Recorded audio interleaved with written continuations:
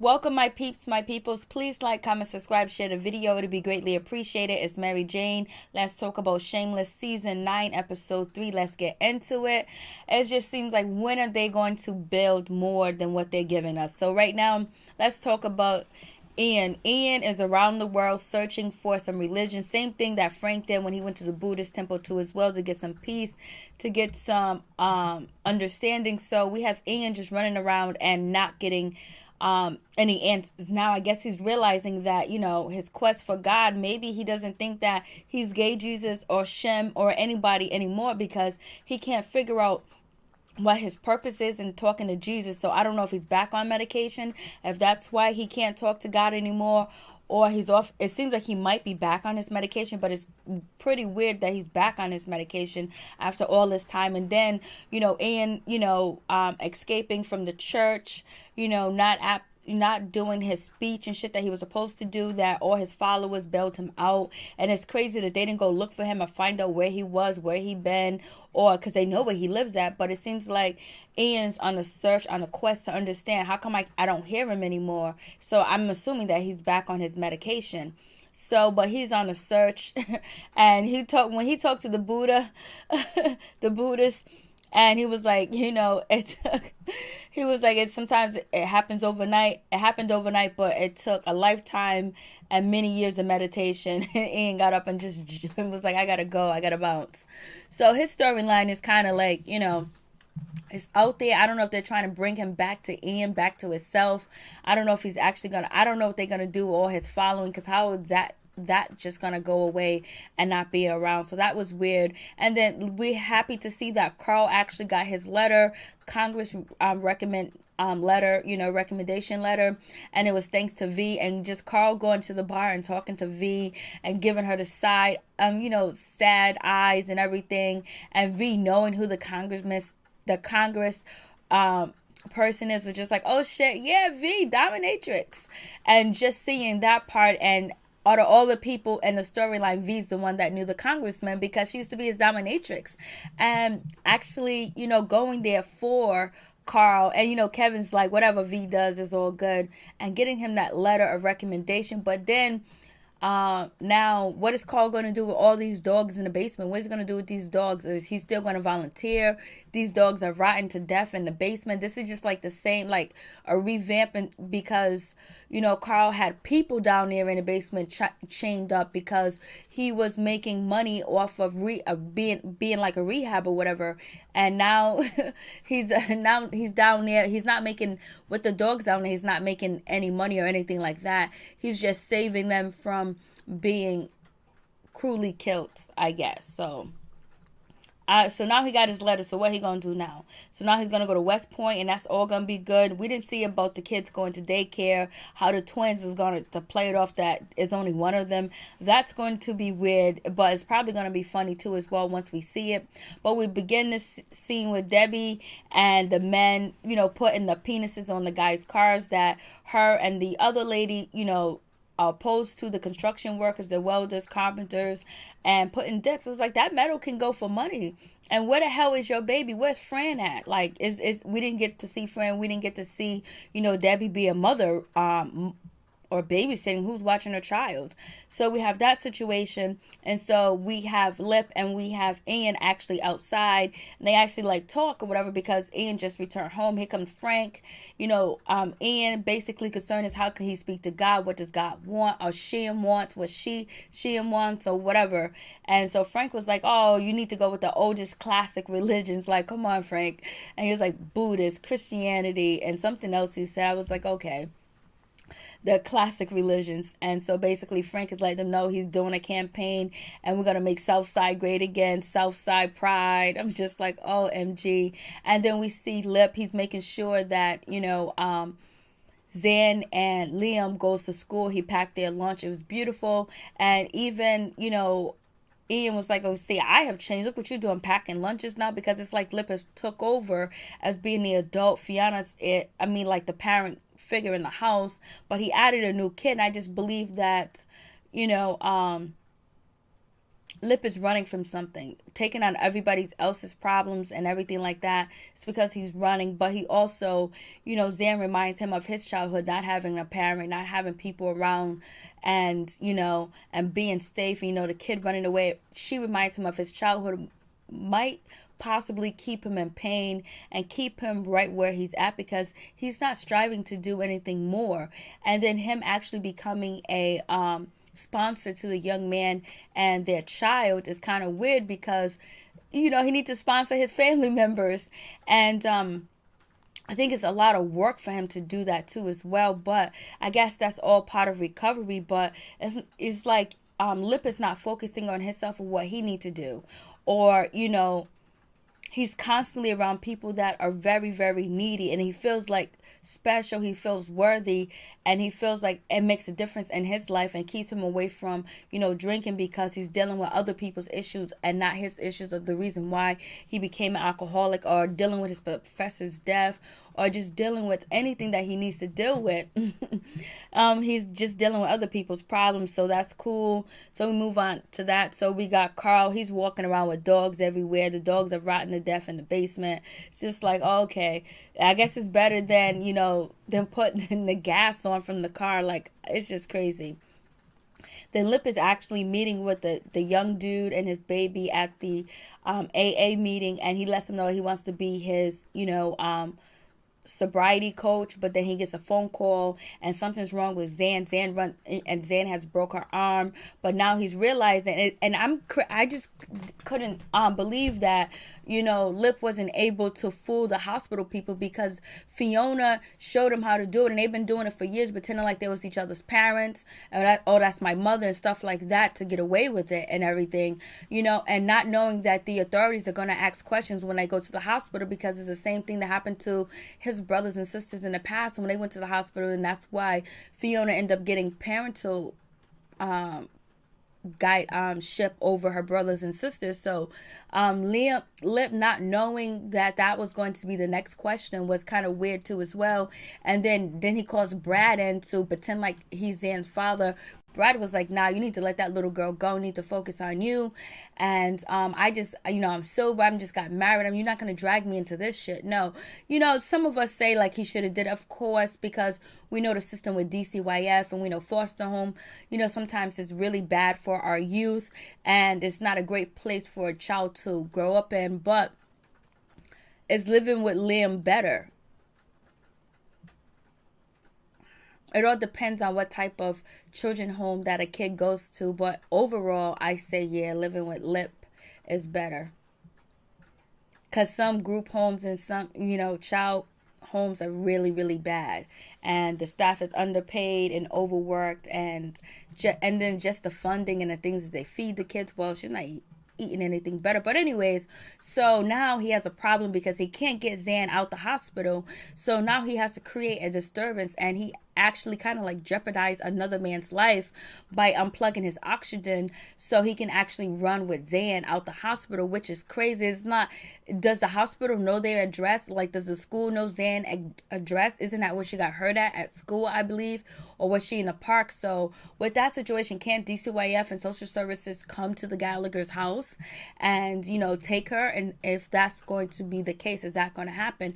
Luckily, the lady didn't call the cops on Zan for stealing her money, because Lip returned the money and also her credit cards and her wallet, because he went dumpster diving.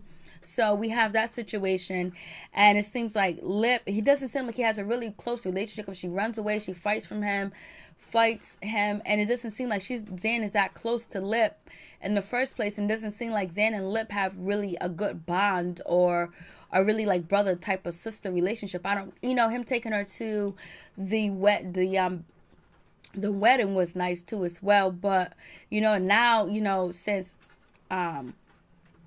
Ian's back, she's in Ian's room, so what's going to happen with this situation? I don't know. Seems it's just pretty weird. Like, it's been like 9 months and no one came looking for this girl. Not the girl that Lip was dating. Her auntie, she totally disappeared. Her mom ain't around, but can't they trace the mom to leave a letter in a P.O. box? or stake out the P.O. box or something like that to find out where she's at. Say, hey, listen, come to this address. You just won this money. That's how you usually can get people to come through or whatever. But I don't know what's going to happen with that storyline and with Zan's storyline and him becoming a guardian. And it's just like, damn, don't he got a niece? You know, and he got his brothers and sisters, but I guess he feels like they're adult enough, or he wants to reach out to someone else that's not in his family too as well. And Zan needs that, you know, but I don't know if it's actually the right situation because she can possibly find a good adoptive parents, you know. So anyways, we have that situation. Then we have the alibi. The alibi is just like crazy. They've been known as the rape bar. And like then they show all like the rape shit or things that are just degrading to women. That is crazy. And because, you know, Kevin is reading the this article, rape bar or whatever. And then V starts to read. She goes, they hired this black prostitute with the short skirt on. And V was like, I'm gonna punch her in the face. And the black prostitute that she thinks is actually V, and V's like, and they look around. I was like, yeah, it's kind of like a rape bar. Like all the stuff is like very disrespectful to women too as well.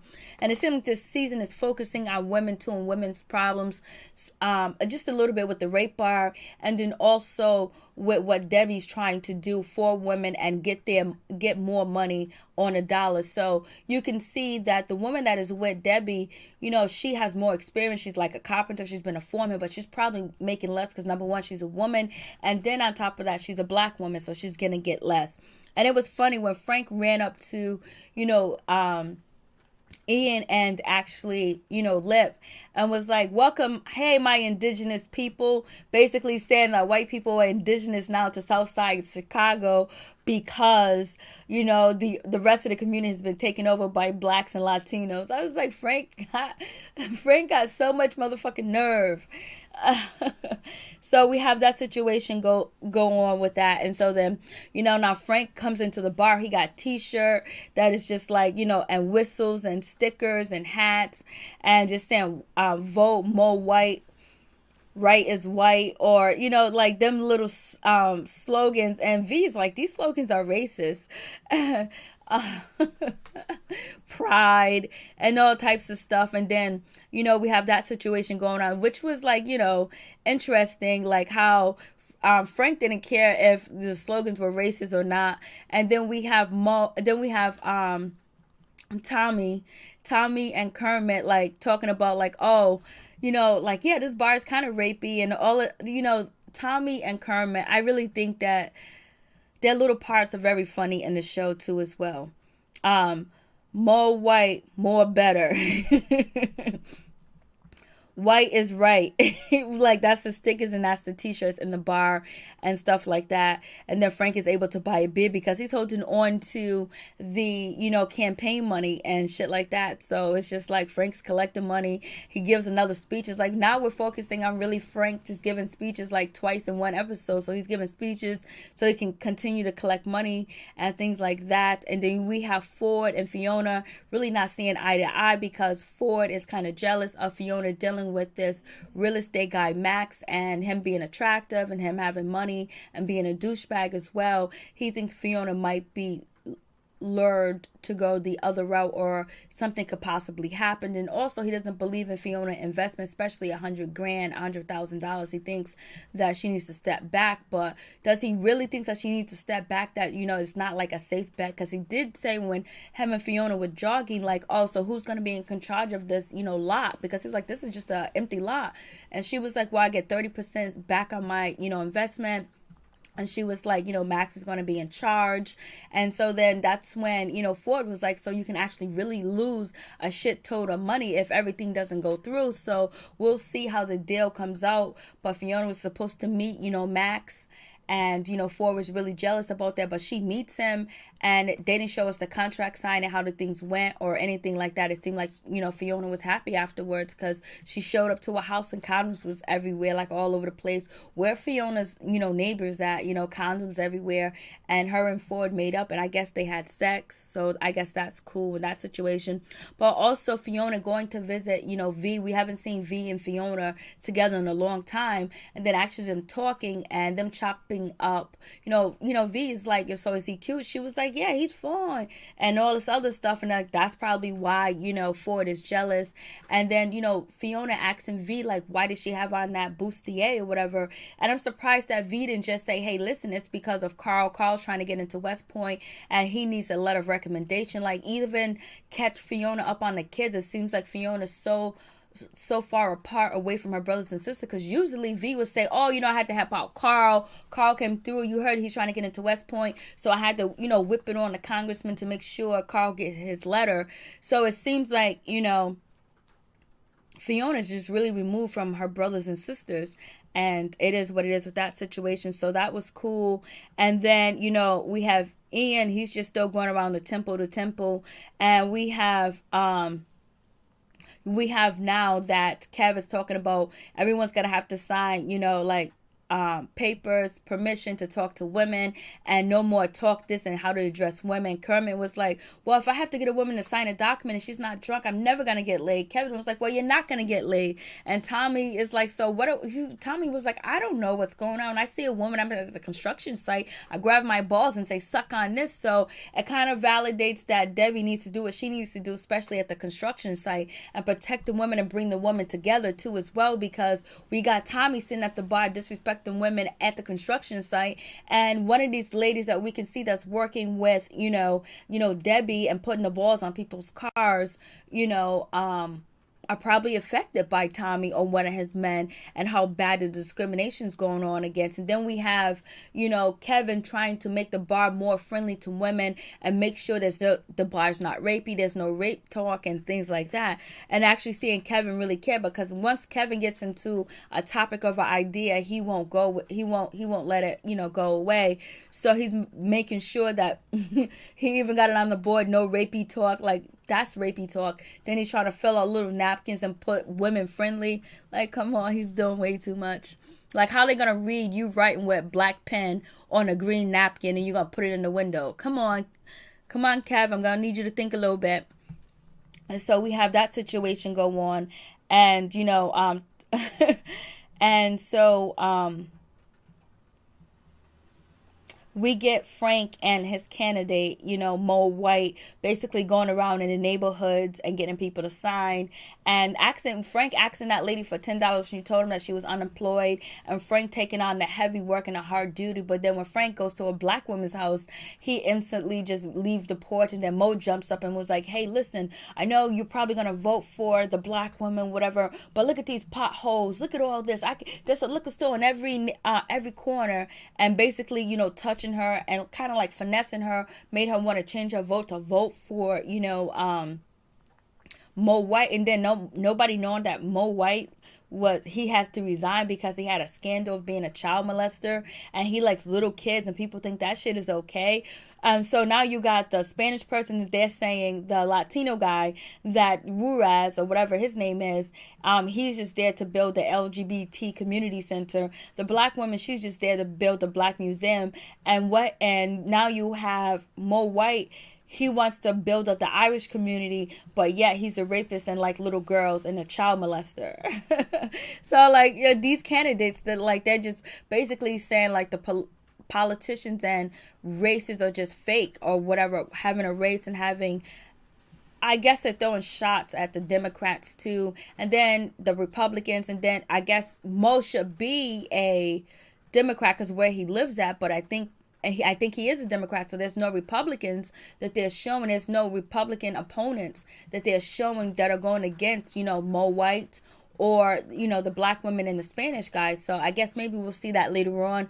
That'll spruce up the scene. But I do like Mo White because he's from the Wonder Years, of course. So moving on from that situation, and then they're pedaling around, and then Mo's knees start to hurt. You hear that sound, and his ankle bracelet going off, and he explains to Frank that, hey, listen, I'm on an ankle bracelet because the girl, I thought she was 18, but she ended up being 14 or 15, and he's just really okay with it. And he gets back to the bar, and then that's when Kev asks him to sign a disclosure, an agreement to saying that he's talking to this lady, blah blah blah. Then he goes, no, the girl was only 14. I'm tired of you people, this and that. And everybody's like, this guy is a rapist. rapist, he's a child molester. And V was like, yeah, that's all. You look familiar. You resigned because you had that scandal with the 15-year-old. And then Mo has the nerve to say, look, she looked 18, and he has her picture saved in his phone where he can get to it immediately. And now he's losing the crowd. Then Frank gets up, does this wonderful speech. Everybody's back on board, which is crazy in itself. A child molester. I know these people got daughters and kids, and like they have to disagree. But Mo is like, oh shit, I'm still in the running. Frank pays off his tab and things like that. Frank realized he needs to come up with a campaign slogan song or whatever. But I think Frank right now knows that, Mo White is not going to win, but he's going to make the money. He's living off this campaign money, and he's going to do his thing. But it was nice to see Frank and Fiona together at the bar, that little scene, because you never really see none of them, or the Gallaghers, all together anymore. And then V going to the congressman's office, and you got the secretary. She was like, oh, he doesn't have any appointments today. And V went in there just whooping him and spanking him, whooping him and spanking him. And then the receptionist, his secretary, just sitting there like, oh my God. She's like, oh! She's like jumping up because she's hearing that whip go up and down, up and down. It's like, oh goodness.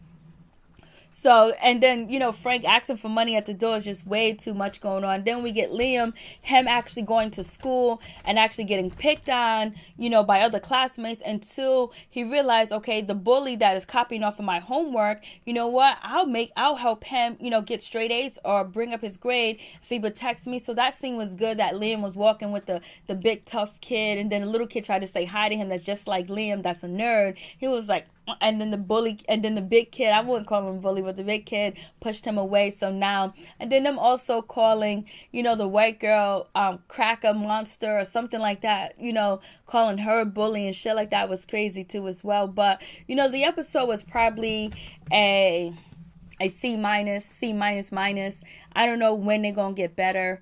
But I guess they have to tie these storylines up. We need some new storylines. We need, Frank and his campaign. I guess that's like what was the funniest thing. And then V and her kids, and then Fiona and Ford, are they going to stay together, be together? Fiona going to lose her investment. We know Carl is going to get into school, but we don't know much more about Carl. And, what's going on with Debbie and her, daughter situation. Seems like, she's good. And then we have Debbie that meets up with Ian at the end. And he was like, I'm trying to hear from God, this and that, sham, and blah, blah, blah. And then Debbie just goes like, yo, listen, you're not gay Jesus. You're not this. You are a Gallagher with bipolar that doesn't take his meds. And then she totally dismissed, Ian, and then Liam totally dismissed her when she asked him was she gay, because she was gay for pay with the older woman when she was babysitting that's supposed to have died from cancer but didn't. And then now she made out with one of her friends that's helping her, construction woman that is actually perpetrating to be a man but really is a woman. And so that scene together with them two was cool, but it's like the Gallaghers are coming farther apart. Like they don't know what's going on in each other's life or what's important anymore. Because usually they always used to be around each other. People, they know what's going on. No one's saying anything about the damn dogs. It's just like, it's crazy. So we'll see what happens. And, I don't know if Lip is going to face any consequences for, taking Zan out the hospital.